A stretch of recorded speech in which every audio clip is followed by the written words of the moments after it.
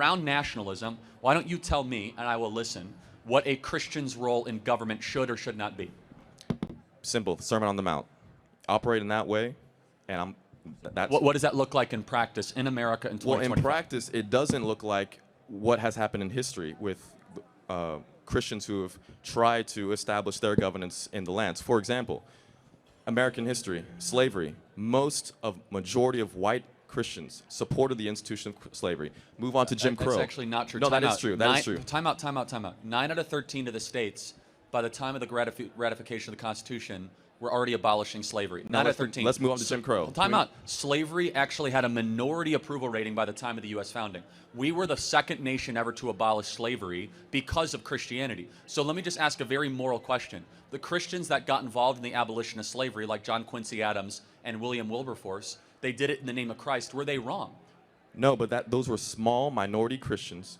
Majority of the Christians of the time. Movements. Let's move on to Jim Crow because majority. You're moving on No, because I didn't finish my statement. But it was You interrupted my Christianity that statement. abolished slavery. It was a sect in Christianity that abolished it. It was a remnant of Christians who didn't go with the established order of what Christians believed.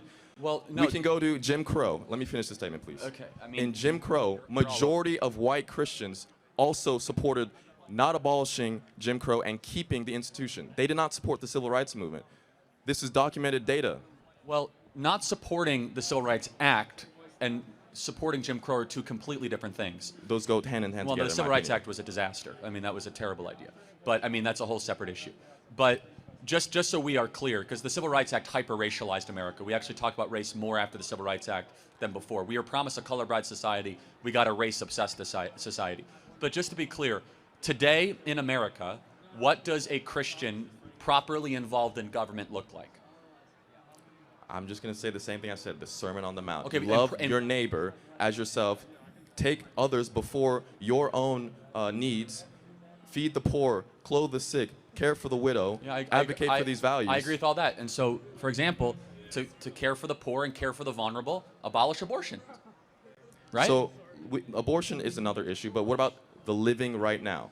Because you don't seem to be for raising taxes on billionaires. Of course not. Why would I? So if you want to legislate morality, abortion, I want to curb the sin of greed. But so you want to curb the sin of greed by taking other people's stuff. That's pretty greedy of you. No, it is not.